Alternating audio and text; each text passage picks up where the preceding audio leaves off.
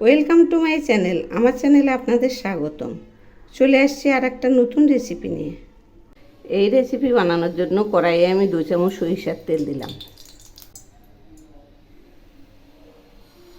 এবার আমি দিচ্ছি হলুদ লবণ দিয়ে মাখা 5টা চিংড়ি। আমি কম চিংড়ি দিলাম, যে কয়টা পিঠে বানাবো ঠিক সেই কয়টা চিংড়ি দিলাম। চিংড়ি ভাজা হয়ে গেছে। এই চিংড়িগুলো আমি খুব একটা কড়া ভাজবো না, একটু হালকা করেই ভেজে নেব। বেশি কড়া ভাজলে ছিবড়ে ছিবড়ে হয়ে যাবে। এবার আমি এগুলি নামিয়ে নিচ্ছি। চিংড়িগুলো তো নামিয়েছি। এখন আমি দিচ্ছি সামান্য একটু কালো জিরা, আর দিচ্ছি বড় একটা ঝুরি করা পেঁয়াজ। এর সঙ্গে দিচ্ছি আধা ভাঙা করে নেওয়া কয়েকটা সেদ্ধ আলু। এখন এগুলি নেড়ে দিচ্ছি। এই আলুটা সেদ্ধ করা দেখালাম না এই কারণে, তাহলে ভিডিওটা অনেক বড় হয়ে যাবে। এবার আমি দিচ্ছি স্বাদ মতো লবণ, আর দিচ্ছি পরিমাণ মতো হলুদ, সেই সঙ্গে দিচ্ছি সামান্য একটু লঙ্কার গুঁড়ো। এখন আমি দিচ্ছি সামান্য একটু জিরে গুঁড়ো, আর দিচ্ছি 1 চামচ পেঁয়াজ বাটা। এখন আমি দিচ্ছি সামান্য একটু টমেটো পেস্ট। এবার আমি এগুলি কষিয়ে নেব। এই আলুগুলো আমি একদম রান্নার মতো করে কষাবো। এই যে দেখুন, ঠিক এইভাবে ভেঙে দেব। দেখুন আলুগুলো ভাঙা হয়ে গেছে, একদম মিহি হয়ে গেছে। এখন আমি এর মধ্যে দিচ্ছি ওই চিংড়িগুলো, আবারও একটু নেড়ে দিচ্ছি।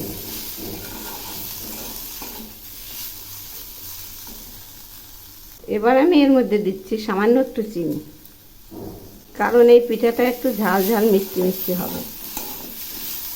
এই চিংড়ি পিঠা একবার খেলে আপনি ভুলতেই পারবেন না, এত টেস্টি। পুরটা রেডি হয়ে গেছে। এবার আমি নামিয়ে নিচ্ছি। এবার আমি আর একটা প্যান বসিয়েছি, এর মধ্যে 1 কাপ জল দিলাম। জল ফুটে গেছে। এখন আমি দিচ্ছি 1 চামচ চিনি, আর স্বাদের জন্য দিচ্ছি সামান্য একটু লবণ। এখন আমি দিচ্ছি পরিমাণ মতো চালের গুঁড়ো, আরও একটু দিচ্ছি। এখানে 200 গ্রাম আছে। এগুলি এখন মেখে নিচ্ছি।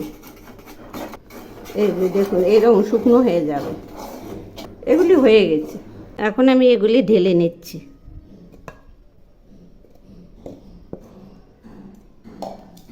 এবার আমি এগুলি মেখে নিচ্ছি, একদম রুটির মতো করে মেখে নেব। গরম, সে ধীরে ধীরে মেখে নিচ্ছি। এই যে দেখুন মাখা হয়ে গেছে। এই যে এইরকম হয়েছে, একদম মোমের মতো। এগুলি এখন সরিয়ে নিচ্ছি। এখন দেখুন, ওই মাখাটা থেকে লুচির মতো একটা ডো নিলাম। এটা এখন গোল করে নিচ্ছি। তারপরে এইরকম করে মেলে নেব আস্তে আস্তে, অনেকটা বড় করে নেব। এইরকম করে টিপে টিপে বড় করে নেব। এই যে দেখুন কতটা বড় করে নিয়েছি, এরকম হয়েছে। এখন আমি এর মধ্যে ওই পুরটা দিয়ে নিচ্ছি।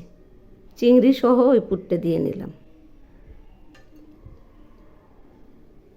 এবার আমি এরকম করে চেপে দিচ্ছি। এখন দেখুন, এই যে এইরকম করে মুড়ে নেব, শাড়ির কুচির মতো করে মুড়ে নেব।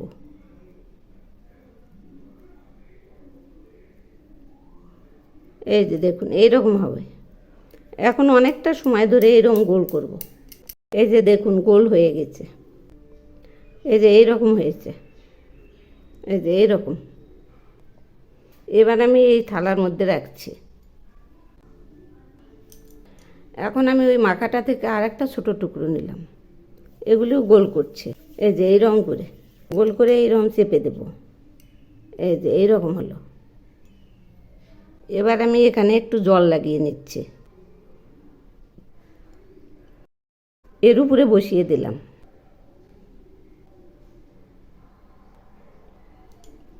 এখন আমি আর একটা ছোটো টুকরো নিলাম। এগুলিও গোল করে নিচ্ছি। এই যে এইরকম করে। এই যে এইরকম হলো। এটা এখানে রেখে দিলাম। এবার আমি এর উপরে আবার একটু জল দিয়ে নিচ্ছি, আর এটা বসিয়ে দিলাম। এই যে দেখুন এইরকম হলো। এখন দেখুন আর একটা টুকরো নিলাম। এটা লম্বা করে নিচ্ছি। এই যে একদিকে মোটা হবে, একদিকে চিকন হবে, এই যে এইরকম হবে। আর এই সাইডটা এরকম করে ডেবে দেবো, এই যে এরকম হবে, বুঝতেই তো পারছেন। এবার আমি এর মধ্যে একটু জল দিলাম আর এর সঙ্গে বসিয়ে দিচ্ছি। এই যে এরকম করে দেবো, আর এই মাথাটা এরকম করে গোল করে দেবো। এই যে দেখুন এইরকম হলো।